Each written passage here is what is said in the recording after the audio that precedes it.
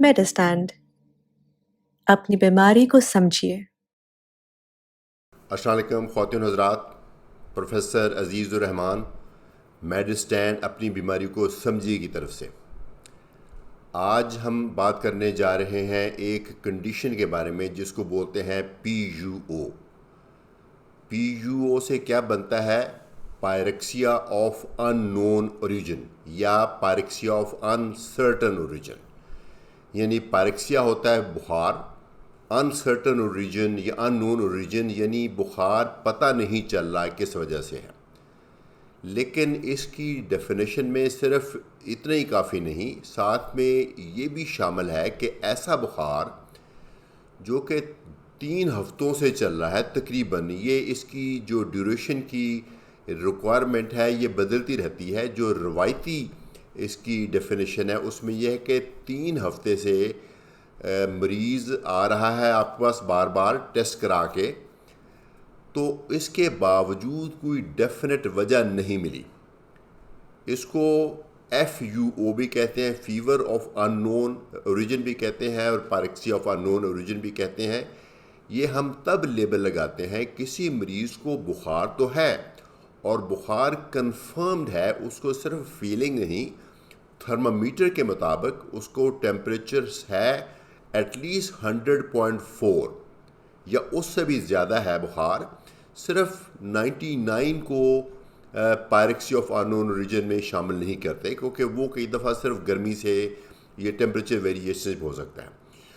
3 ہفتوں سے اگر کسی بندے کو بخار چل رہا ہے اور وہ تھرمامیٹر کے مطابق یا مستقل ہی چل رہا ہے یا آ جا رہا ہے، لیکن 3 ہفتوں سے بخار ہے 100.4 فیرن ہائٹ اس لیے لکھا جاتا ہے کیونکہ یہ جو سیلسیس اسکیل ہے اس میں 38 کے برابر ہے، یعنی 38 سیلسیس یا 100.4 فیرن ہائٹ ڈگری سے زیادہ ہے، مستقل ہے یا آ جا رہا ہے اور 3 ہفتوں سے ہے۔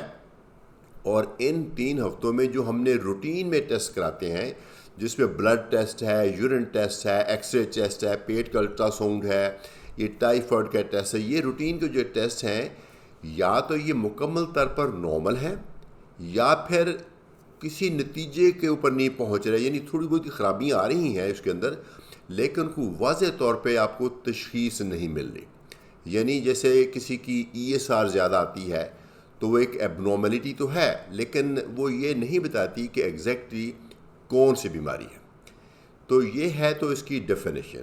دوبارہ سے دہرائی دیتا ہوں، ایسا بخار جو 3 ہفتوں سے چل رہا ہے تقریباً ڈاکومنٹڈ ہے 100.4 ڈگری فیرن ہائٹ یا 38 ڈگری سیلسیس، لیکن کئی دفعہ چیک اپ کرنے کے باوجود، مریض کی ہسٹری لینے کے باوجود، ٹیسٹ کرانے کے باوجود، جو روٹین کے ٹیسٹ ہیں اس کے باوجود ڈاکٹر کسی ڈیفینٹ نتیجے پہ نہیں پہنچ سکے کہ بخار کی کیا وجہ ہے۔ اس کو بولتے ہیں پی یو او۔ تو اس وقت ہم لکھتے ہیں جب یہ ساری شرائط مکمل ہو جاتی ہیں۔ یہ 3 ہفتوں کی قید کیوں ہے؟ آپ سوچیں گے کہ 1 ہفتے میں بھی تو کہہ سکتے ہیں یہ پی یو ہے، لیکن 3 ہفتوں کی قید اس لیے ہے کہ بہت ساری بیماریاں جو ہیں، انفیکشن جو خاص طور پہ، وہ خود ہی آتی ہیں اور خود ہی چلی بھی جاتی ہیں۔ چونکہ جب کسی کو پی یو او کا لیبل لگ جائے تو اس کی کافی زیادہ ایکسٹینسو آگے انویسٹیگیشنز ہوتی ہیں، تو ہم چاہتے ہیں کہ وہ انویسٹیگیشن کو اوائڈ کیا جائے۔ اگر وہ غیر ضروری ہے تو کیوں کرائی جائیں؟ ان میں سے کئی انویسٹیگیشن، کئی ٹیسٹ مہنگے بھی ہوتے ہیں، کئی انویسو بھی ہوتے ہیں، اس لیے یہ لازم ہے کہ 3 ہفتے تک ویٹ کیا جائے۔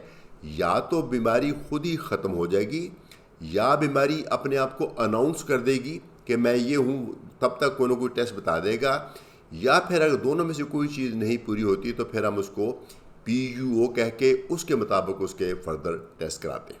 اجازت چاہوں گا پروفیسر عزیز الرحمان میڈسٹینڈ اپنی بیماری کو سمجھیے کی طرف سے۔